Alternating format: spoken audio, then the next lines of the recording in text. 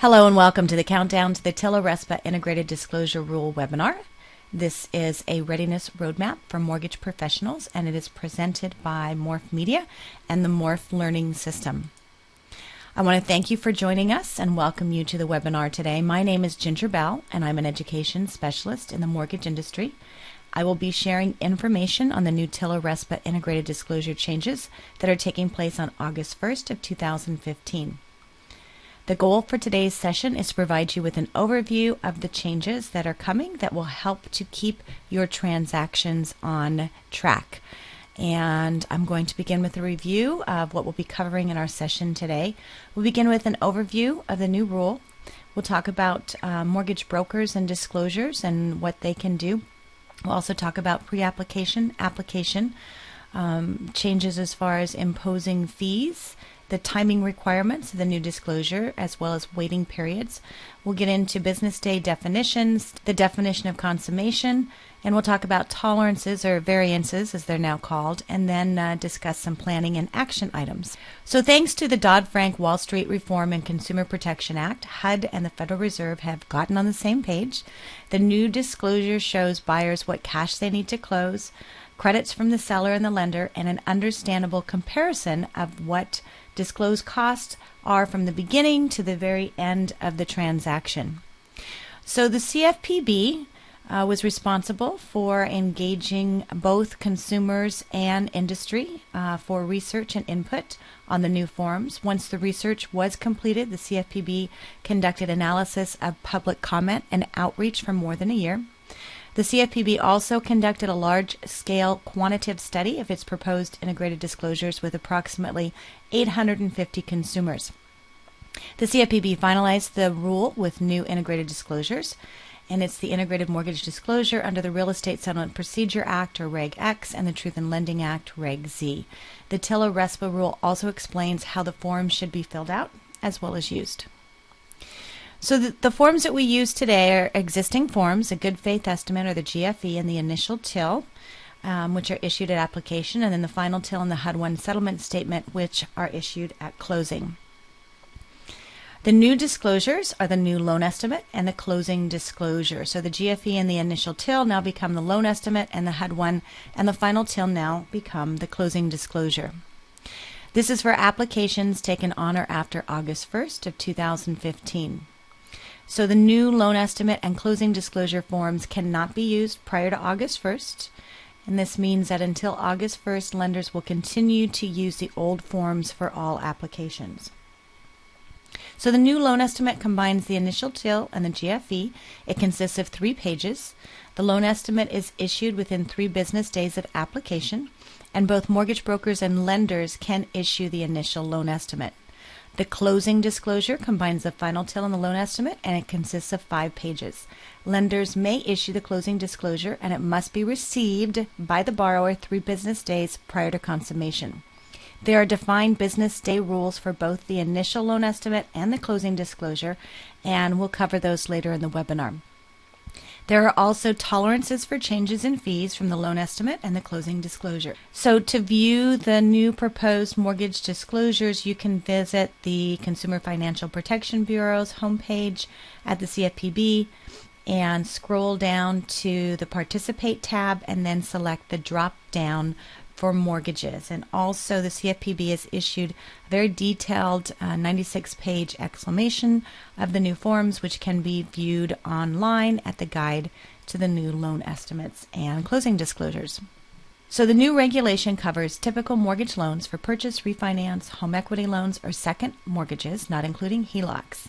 So this means that the new forms will be used for all closed-end consumer purpose mortgage loans, except for reverse mortgage loans and HELOCs and properties not secured by land. This does not include commercial loans. So obviously, if your client is doing an owner-occupied VA loan, then you'll be using the new forms. If they're doing a jumbo conforming condo loan, then you'll be using the new forms. Or if you're doing a USDA loan, then you'll be using the new forms. Also, the new disclosures will not be used for reverse mortgages, for HELOCs, and for homes not secured by property. So They will continue to use the old forms, and all of their loans will use the new forms. So it doesn't matter if the application is for a construction loan, a lot loan, or a hard money loan. All consumer purpose mortgage loans, except for those listed above, and commercial loans will use the new forms. And that's for all applications taken on or after August 1st. So a couple of important highlights. First of all, the new loan estimate has a signature line on it. However, the borrower is not required to sign it. The lender or the broker can provide the loan estimate to the borrower. And if the broker is completing the loan estimate, and then they can leave the creditor name and the loan number blank until they decide who to send it to. Now, it's important for any loans that you are brokering to make sure and work with your lender to find out what their process is as far as allowing brokers to complete loan estimates, submit loan estimates, in the process. There's also a new category which is called TIP, or total interest payment, and this replaces the total payments from the initial TIL. It shows the total amount of interest rate that the consumer will pay over the life of the loan.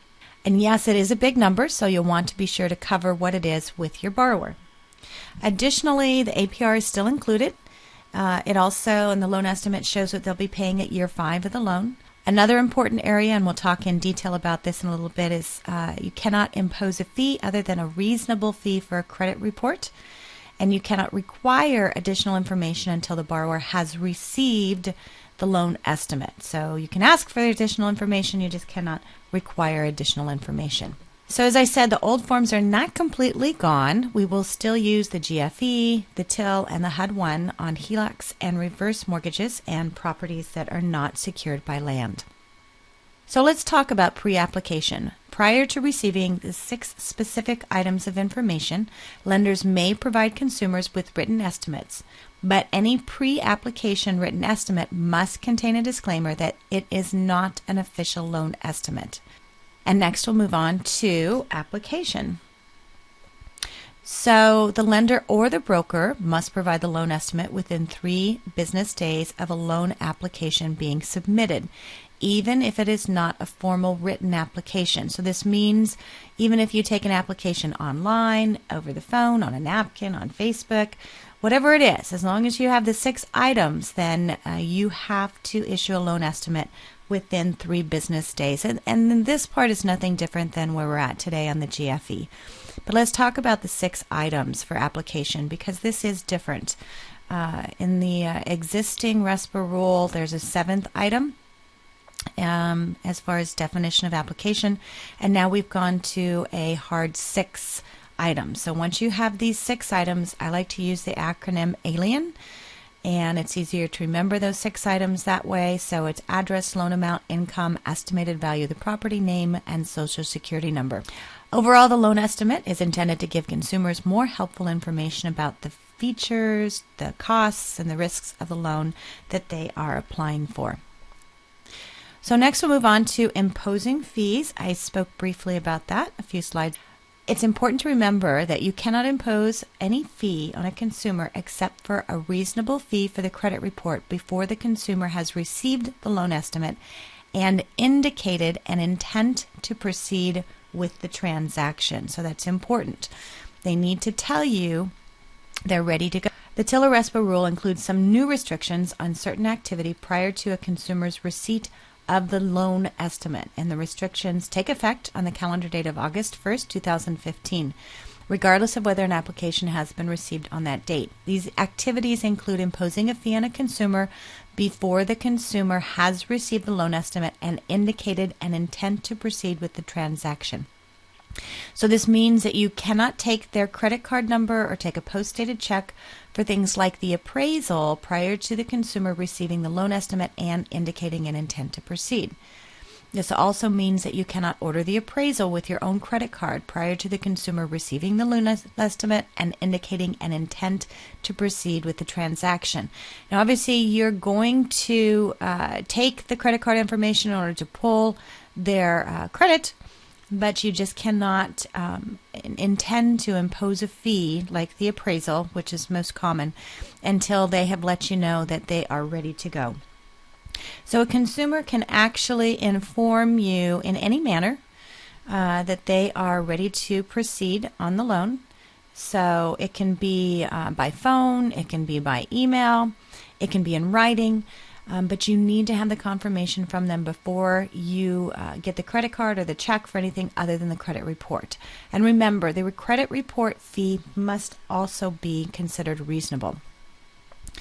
So it's important to be able to set up an effective tracking system so you can keep track of everything that's happening, when the loan estimate was sent, when they received it, when they've given their intent that they want to proceed, and then when you have gone and charged for other items like the appraisal. It's important to put together a tracking system in order to track all of those. And also it's important to remember that the loan estimate, although it has a signature line on it now, by law the borrower is not required to sign it. But it's important for you to set up your own policies and procedures and processes as to how you're going to take that intention to proceed from the consumer.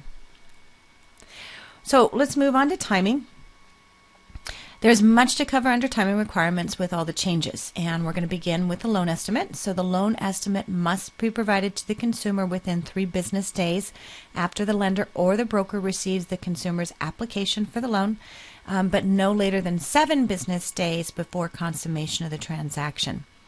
For revised loan estimates, revised loan estimate or a final loan estimate must be received by the borrower 4 business days prior to consummation. And if you're mailing the revised loan estimate, you must allow an additional 3 business days for delivery of the revised loan estimate. However, if you have evidence that the revised loan estimate, and this is in particular on obviously the final loan estimate, if you have evidence that it's been received by the borrower, then you may use the date as the date received by the borrower and then begin counting those 4 business days. So for the definition of consummation, a transaction is consummated when the consumer becomes contractually obligated to a creditor. And state law prevails in this area, so you'll want to follow the definition of your state for the definition of consummation. And we'll go into a little more detail on consummation in a little bit. Let's talk about change of circumstance. We're used to this on the GFE, so if something changes, then you have to redisclose within 3 business days of receiving the information that would cause a revision. So nothing new as far as that requirement that we have. One of the biggest changes that the industry will be affected by is the closing disclosure timing. So the closing disclosure must be received by the borrower 3 business days prior to consummation, and it's important to be aware that there is a 3 business day waiting period. So this means that the lender must get the closing disclosure into the borrower's hands 3 business days before consummation. And those 3 business days are specific business days, which is every day except Sundays and U.S. holidays. And we'll talk about that in more detail in a little bit. But it's important to remember that it's the date received on the closing disclosure. So let's talk about those business days.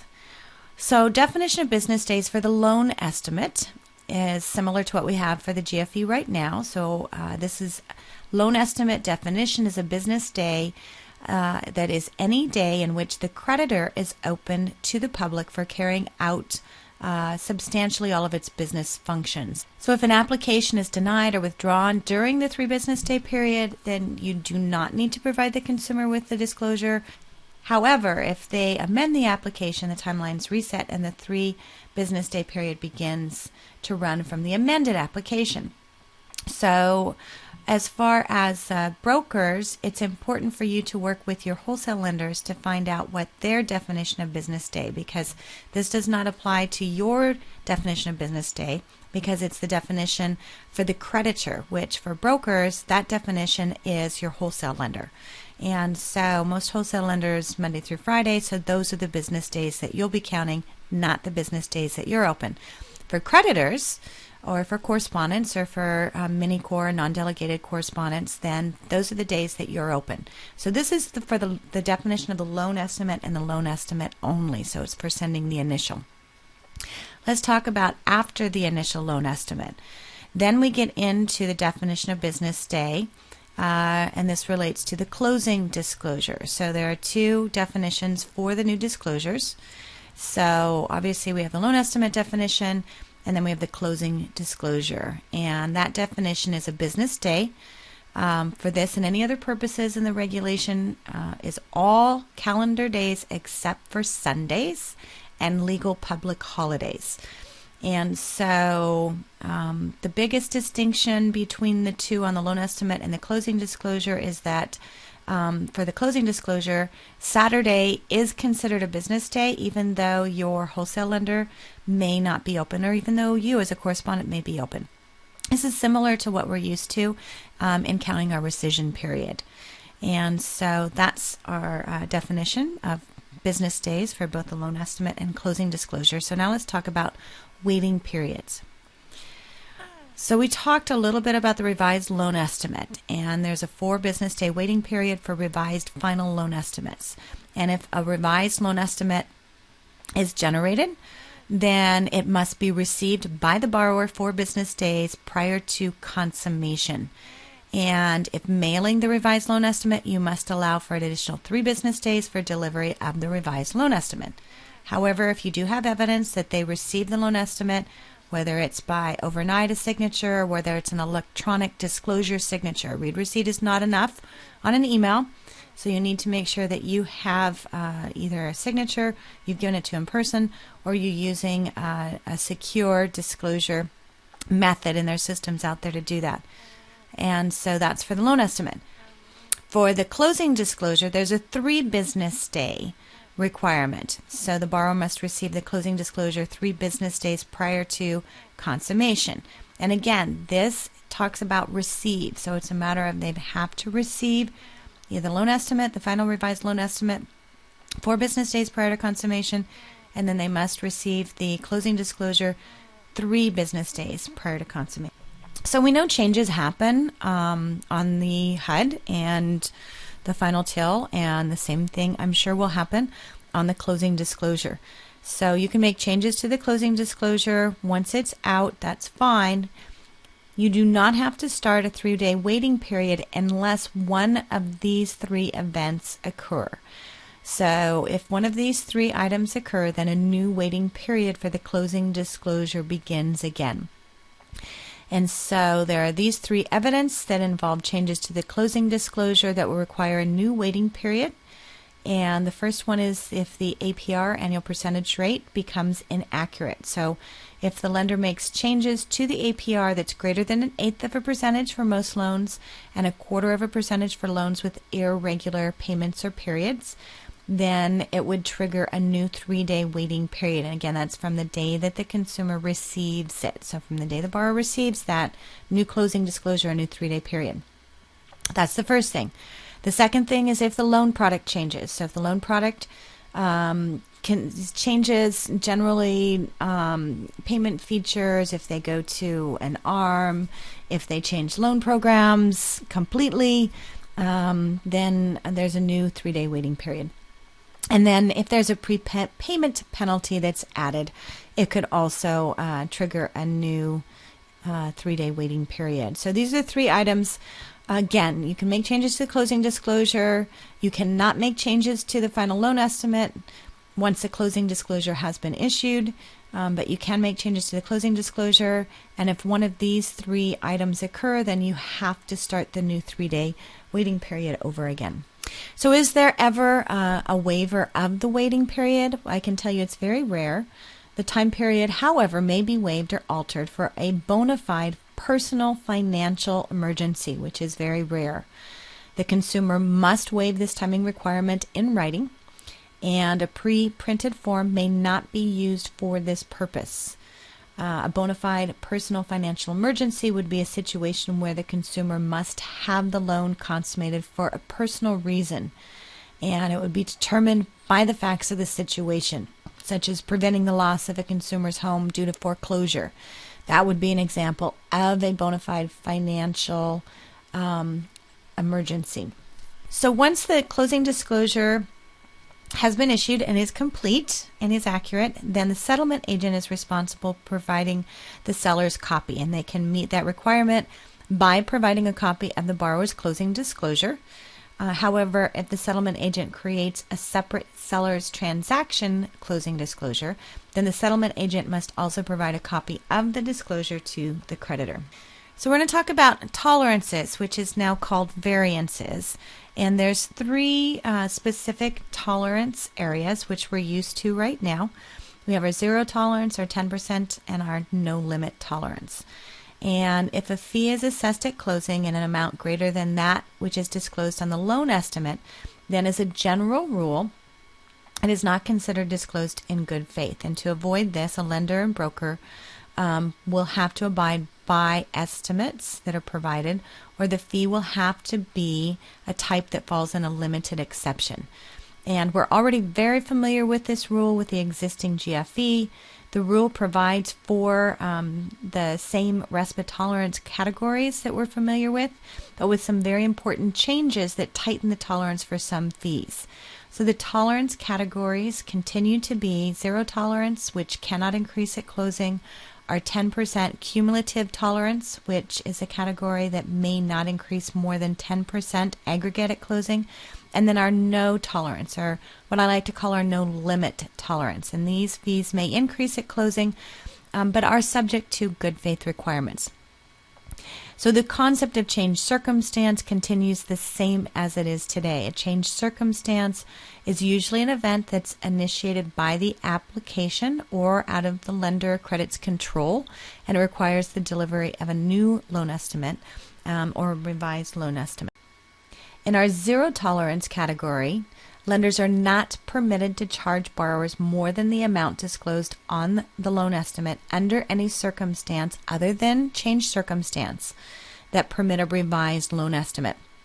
So zero tolerance charges include charges paid to the lender or an affiliate of the lender, required charges paid to the mortgage broker or its affiliate, and charges paid to third-party service providers for which the borrower was not permitted to shop.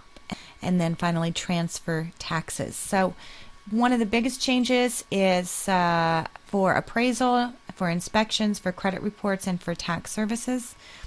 Specifically, those areas are going into the zero tolerance. So they have to be disclosed accurately on the loan estimate. And if there is a change in circumstance, is the only time that those fees can change. But the same rule applies. Doesn't mean you can increase anything unless it was increased only by a change of circumstance, period. Next area is our 10% tolerance, and these are fees that are paid to an unaffiliated third party if the lender permits the borrower to shop for a settlement service provider that is on the lender provided service provider list. So these are all of the areas that are on the service provider list that you provide to the borrower. That falls into the 10%. So if they are allowed to shop for it, it goes into the 10%. If they're not allowed to shop for it and you select it, there's zero tolerance there. That's the easiest way to remember it. Then we have our no limit tolerance or variances, and so there's certain fees and charges which it's a good faith standard as far as what that is, disclosing it on the loan estimate. These charges are considered to be provided in good faith, and that's why there's no limit. These include prepaid interest, property insurance premiums, amounts paid into escrow, impounds, reserves, or similar accounts, charges paid to third-party service providers that's selected by the borrower that not on the written list that you provide to the borrower. And then charges paid for third-party service providers not required by the lender. So that's our no limit tolerance, so these fees can go up. So those are the three different areas. And again, something we're used to. Biggest change is those items that a borrower cannot shop for. Everything falls under the no tolerance. So there's zero tolerance for anything that they cannot shop for. So that's a pretty quick run through on what we've talked about. There are a lot more details, obviously, as completing all the loan estimate. And it's important for you to train your staff on all the changes that are happening as well as get training for yourself. So one of the things that's important to remember is that back in October of 2011, the CFPB issued their examination procedures, and it's the guide to how they will supervise and examine non-banks. So what the CFPB expects is that every regulated entity under its supervision and enforcement authority have an effective compliance management system that has been adapted to your business strategy and your size and your operation, obviously. But it's important to remember that each CFPB examination, and we're seeing this in a lot of state exams as well, will include a review and testing of components of your compliance management system.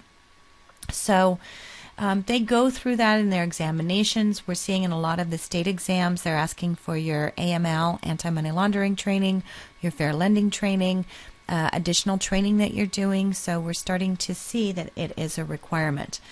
One of the components is that you have policies and procedures. So the CFPB wants to make sure that you have internal policies, procedures, and controls.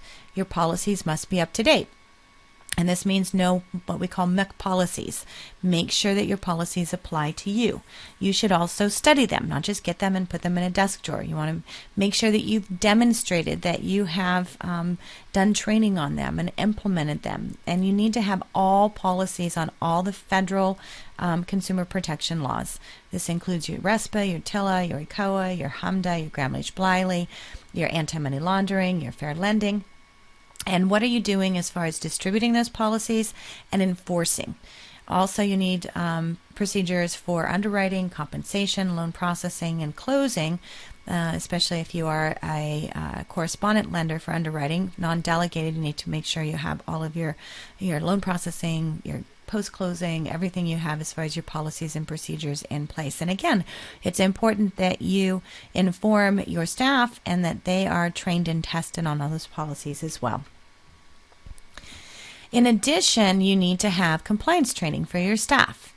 And the CFPB, and again, we're starting to see this in a lot of state exams, that they're requesting and reviewing samples to the content of your training materials, to what testing you're doing on the training, and they also are looking for training related to new regulatory requirements, any new channels of distribution that you have. They will also request and review training developed as a result of any monitoring issues. So if you found that there was a particular error that was happening on a consistent basis, and that's really what the CFPB wants to see. They want to see that you can have your policies and procedures in place, provide training on those policies and procedures, as well as training on all of the compliance areas that you're required to adhere to, and that you're monitoring and that you're making sure that your staff is doing what they need to be doing. And you know, one of the things is, and we talked about this for many years now, training is a focus. It's a big focus on what's happening in the industry, and it's not just enough to say you did it. With the CFPB, and what many states want to see is showing that you've done it. And so that's what's really important, to have records in place that shows what training you have administered to your staff.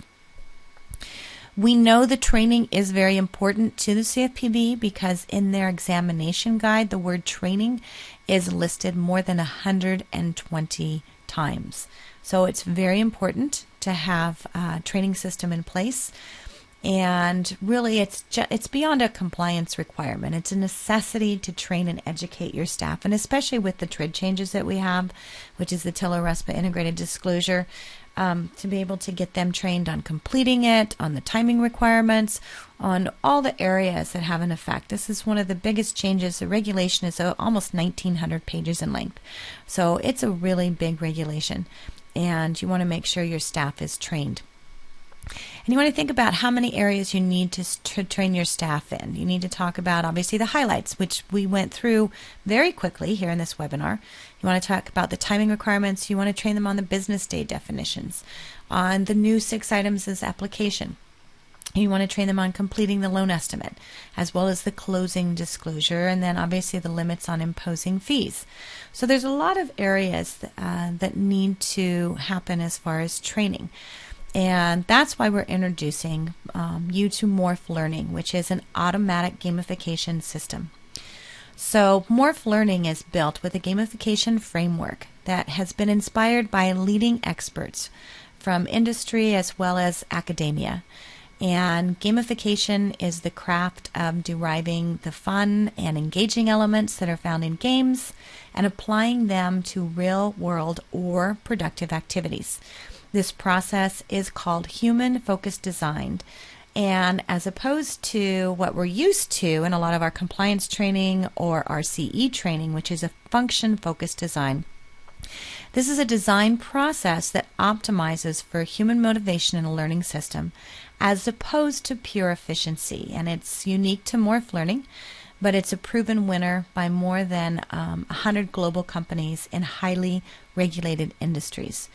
And one of the things that we are looking at within the Morph system to be able to make the compliance training more engaging is one-click access to reports and dashboards. And so with the new system, this will allow you and your management teams to review an individual's performance at any given time. Morph Learning offers ready-made standard reporting and at-a-glance dashboards that you can use out of the box, or you can create custom reports and have them delivered via email. The system also provides certification as a proof of examination, and that's important if you are being examined at a state level or if you are having your investors request information, which we're seeing an increase on that. You can provide that certification to be able to review performance records at any time. The system also provides learning paths, so you can string multiple courses together. It has an effective interactive learning environment. Its secure web-based platform empowers your employees and partners to play, learn, engage, and achieve compliance goals anytime and anywhere. Depending on your company size and learning needs, Morph Learning provides a solution, and our package solution provides companies with a scalable online training system to help you accomplish your training goals. So whether you're a company with 2 employees or thousands, Morph Learning gives you a hosted online training cloud platform that's designed to power companies with an interactive technology, rich system to deliver the training you need to each employee. All Morph training systems include an administrative log where you can manage, track, and report your training. Our step-up pricing allows companies to have a system based on the size and need of their company, and we are not an all-or-nothing company. We've designed our system to be used by the very smallest to the largest of companies. Plus, we partnered with some of the best training companies out there who have content that's already developed, ready to implement to your staff through the Morph training system. So it's now really easy to have your own online university, create your own training, but also have the compliance training that you are looking for in order to stay compliant. In addition, we have some very cool features. We have personalized training for every individual that's aligned with your organizational goals. We have our Morph Coach, which is a personalized tutor and recommendation engine. It's a one-to-one virtual tutor, and it's built with advanced algorithms that learn how trainees perform. It also adjusts content and pace while providing additional content and examples and exercises in the areas where the trainee needs more help. So basically, the system tutors each trainee, catering to the trainee's specific training needs. We also provide optimal learning and retention framework based on cognitive and behavioral research with our Morph playbooks, or 3-minute or less personalized mini lessons from Morph Coach. So it allows you to make quicker training, make it available on the go. We have partnered with strategic compliance partners to develop our TRID training course. And so the purpose of the course is to enable loan originators, processors, mortgage personnel to learn the new requirements under the TILA RESPA integrated disclosure rule so that they can perform their job functions as they relate to the changes. There are about 23 different modules, and again, the idea with the system is they're in shorter segments, so it's easier for employees to complete the training.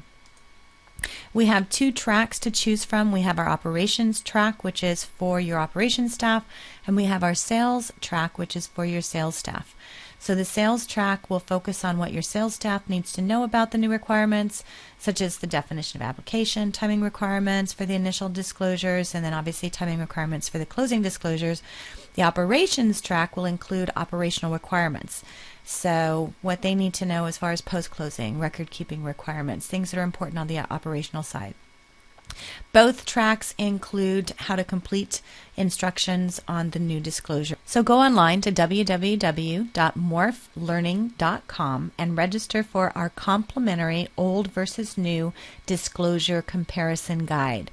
And this is a guide that takes each of the new items that are in the rule that's important to you and your job. It quickly puts it into a comparison, what's new, what's different, and what's important. So go online to morphlearning.com, register for our complimentary old versus new disclosure comparison guide. And there you can get additional information on our TRID training as well as additional information on the Morph system.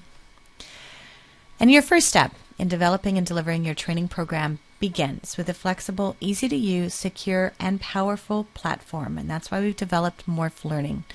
It was developed by industry training experts, and Morph Learning provides you with a complete enterprise compliance training system for your workforce and for your staff, with patented technologies that speed course development, deployment, employee engagement, and centralized tracking and reporting management, regardless of where the training takes place, regardless of the size of your company. So on behalf of Morph Media and the Morph Learning System, I'd like to thank you for attending the webinar today. Make sure to log on to Morph Learning, get a copy of your old versus new disclosure comparison guide, and check out some of the compliance training solutions that Morph Learning can offer you.